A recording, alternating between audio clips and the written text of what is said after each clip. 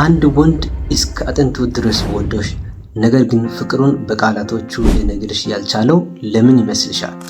አብዛኞቹ ሴቶች ወንዶች አይወዱኝም ብሎ የሚያስቡት ባህሪያት ወንዶች ደግሞ በፍቅር እብድ ብሎ መኖራቸውን የሚያሳዩ ምስጢራዊ የሆነ የወንዶች ባህሪያት መሆኑን በግልጽ ብነግርሽ ታምኛለሽ? ዛሬ በዚህ ቪዲዮ ውስጥ ወንዶች በፍቅር ሲወድቁ የሚደብቁት አደገኛ 3 ምስጢሮችን በዝርዝር አቀርብላችኋለሁ።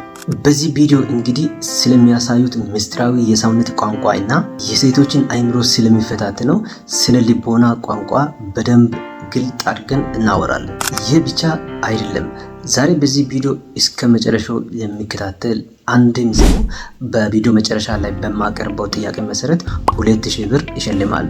ጥያቄውም እንግዲህ በቪዲዮ ውስጥ ከማወራቸው ሀሳቦች የሚነሳ ስለሆነ ቪዲዮን ለመከታተል ቀጥታ ዩቲዩብ ቻናልን ሰብስክራይብ በማድረግ ይጀምሩ።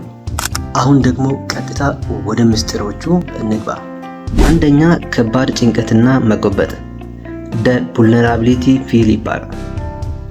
አንደኛው ምስጢር ወንዶች ደካማ ሆኜ እንዳልታይ ብለው ስለሚፈሩ ስሜታቸውን ይደብቃሉ። አንድ ወንድ በፍቅር ሲወድቅ ዓለሙ ሙሉ በሙሉ ባንቺ እጅ ውስጥ ስለሚሆን የመሸነፍ ፍርሃትን ያድርበታል። ሁለተኛ፣ የቃላት ሳይሆን የድርጊት ቋንቋ the act of protection። ሁለተኛው ምስጢር ወንዶች ይወድሻለሁ ከማለት ይልቅ ባንቺ ህይወት ውስጥ የሚገጥሙሽን ችግሮች ለመፍታት ይሮጣሉ። ለአንቺ ሰላምና ደህንነት የሚጨነቅ ከሆነ ይህ ወንድ በቃላቱ ባይነግርሽም ህይወቱን ሊሰጥሽ ዝግጁ ነው ማለት ነው። ሶስተኛ፣ ጥቃቅን ነገሮችን ማስታወስ the unconscious memory። ሶስተኛው እና ዋናው ምስጢር ለአንቺ ግድ የሌለው የሚመስል ወንድ ድንገት ከወራት በፊት የተናገርሽውን ትንሽ ወሬ ወይም የምትወጂውን ነገር አምጥቶ ሲሰጥሽ ነው። የአእምሮ ኮምፒውተር አንቺን የሚመለከት ማንኛውንም መረጃ በልዩ ሁኔታ ያስቀምጠዋል። ቤተሰብ እንግዲህ በሳይኮሎጂ ጥናት መሰረት ወንዶች በፍቅር እብድ ብለው ያሉ ግን በፍጹም መናገር የማይፈልጉት ነገር ቃላት አውጥተው እንዲህ ነኝ ብሎ ለሚወዱት ሰው ለፍቅረኛቸው በግልጽ መናገር የማይፈልጉት ነገር እነዚህ 3 አደገኛ ምስጢሮች እንደሆኑ አይተናል። አስቀድማችሁ ወደ ጥያቄው ከመግባት በፊት ግን ዩቲዩብ አልጎሪዝም እንደሚናገረው ከሆነ ይህንን ቪዲዮ አብዛኛው ሰዎች ቻናልን ሰብስክራይብ ሳያደርጉ እንደሚመለከቱ መረጃው ደርሶኛል። ስለዚህ ፕሊዝ አብዛኛው ጊዜ እንደዚህ አይደለም ብዬ አላሰለቻችሁም ብዬ እንደዚህ አይደለም።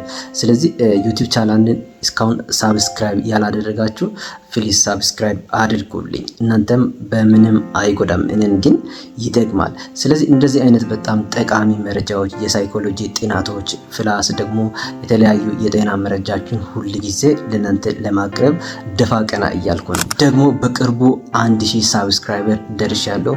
እንኳን ደስ አላችሁ፣ እንኳን ደስ አለን። በጣም ደስ ብሎኛል። ምክንያቱም ሰው ሰርቶ ለፍቶ የሆነ ደረጃ ሲደርስ ሁሉም ሰው ይደስተዋል፣ እንኳን ደስ አለ ይለዋል። ስለዚህ ያ ተራው ዛሬ እኔን ደርሶኝ አብዛኛው ሰው እንኳን ደስ አለ መልእክት ልከውኛል። ታንክ ዩ ሶ ማች።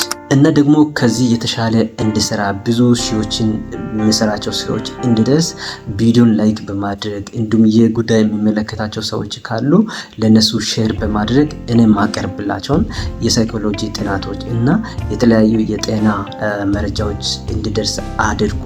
ስለዚህ ቀጥታ ወደ ጥያቄው እንምጣ። ጥያቄው እንግዲህ አንድ ጥያቄ ነው። ይህንን ጥያቄ ዲፍሊ ወይም በጣም በቂ የሆነ ምክንያት የሚሰጥ ሰውን አንድ ሰውን መርጬ ይሸልማለሁ። ከዚህ በፊትም በሰራሁት ቪዲዮ 2000 ብር እየሸለምኩ ነበር። ሄዳችሁ ቪዲዮ ቼክ ማድረግ ትችላላችሁ። ባለፈው ደግሞ አንድ ቪዲዮ ሰርቼ ነበር። አንዲት ሴት ከወንድ ጋር እንደተኛች ከብዙ ወንድ ጋር እንደተኛች በምን ማወቅ ይቻላል የሚለውን በዚህ ቪዲዮ ላይ አሳይቼ ነበር እና ብዙዎች እንደወደዳችሁት እና ብዙ ትምህርት እንዳገኛችሁት መረጃ ደርሶኛል። በሌላ ቪዲዮ ደግሞ ሴት ልጅ ወሲብ ስትፈልግ የሚታሳያቸው ምስጢሮች ግን በፍጹም በቃላት የማትነግራቸውን ምስጢሮችን በሌላ ቪዲዮ በዚህ ቪዲዮ ሰርቼ ነበር። ይህንን ቪዲዮ በጣም እንደወደዳችሁት መልእክታችሁ ደርሶኛል።